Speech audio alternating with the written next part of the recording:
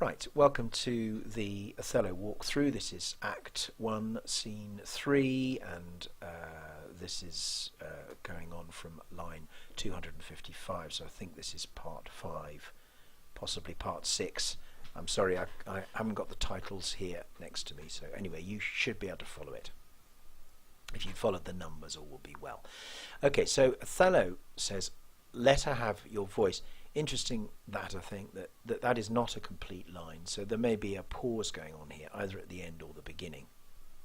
Possibly at the end, because he's let her have your voice. In other words, come on, give her your support.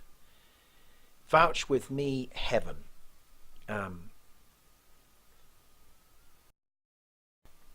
All right, now so this is an interesting speech here. So he's basically saying, vouch with me, heaven. So vouch with me, heaven. He's saying here, I honestly, he's saying, let heaven be my judge.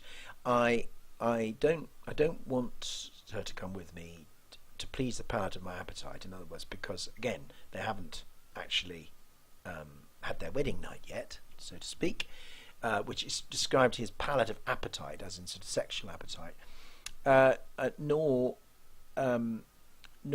I don't want to do it. I'm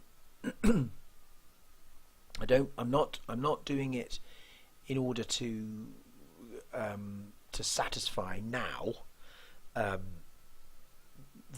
my desires, the young effects in my distinct and proper satisfaction. It's right that I should desire my wife, but I don't need to. I'm not eager to get on with that. It's more to be free and bounteous to her mind. In other words, I want to keep her free and don't want to restrict her, I suppose, in the sense of what she feels she will be restricted if she stays behind.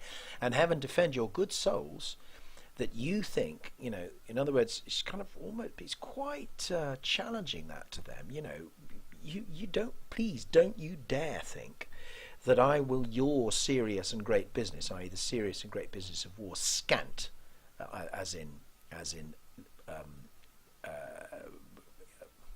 what's the word? Forget, yes, for she is with me, just because she's with me. No, he says, when light-winged toys or feathered Cupid, in other words, so when when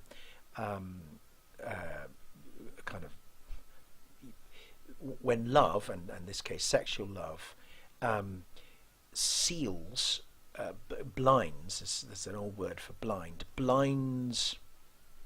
Apparently it's from falconry, which is quite nice, what you do for a young hawk. With wanton dullness, my speculative wanton dullness, i.e. the kind of wanton just kind of means careless, I suppose, dullness. My speculative and office instruments, which is in other words his everything that goes along with his duty, his office, yes, thought. My kind of thought and my, I suppose, logical thinking, if you like. So once love overrules my powers of my ability to do my job, that my disports, that's sex basically, then, or my sexual desires, I suppose, sexual pleasures, corrupt and taint my business. So when love starts to overrule his military brain, is the way I see it, that my disports, sexual pleasures, corrupt and taint my business, actually corrupt it, kind of, in other words, it's really interesting language, is corrupt. So the sort of expression of love through sex in his marriage is in some ways, he's saying, could potentially corrupt and taint his business. The business is presumably the business of war.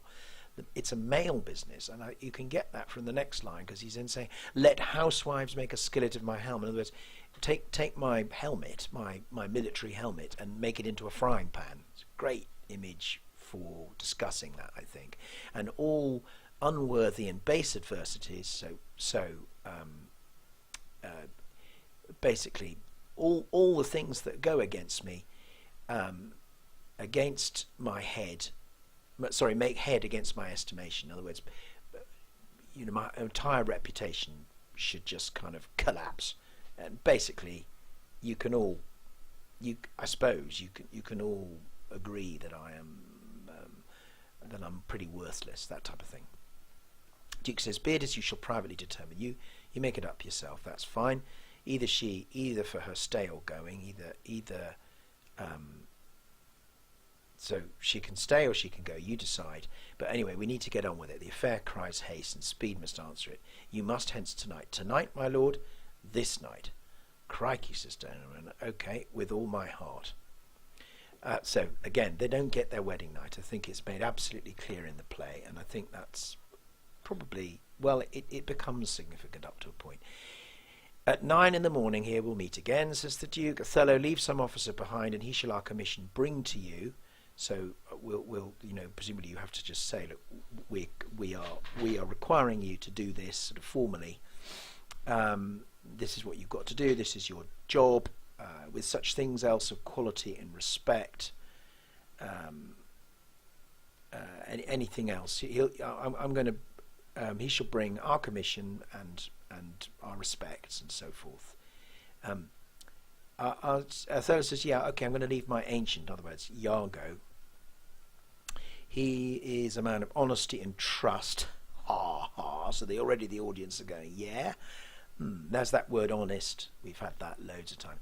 And this is one of the things I think you will notice with the play. Once you have waded through all this kind of quite hefty and formal language, when it lightens up like this and suddenly you get words like honesty and trust and so on, you suddenly get a sense of what the play's about. I'm sure that contrast is deliberate. "To his conveyance," so to his escorting, "I assign my wife." Assign is quite interesting, what you do to almost like a sort of, I don't know, group of soldiers, I would have thought.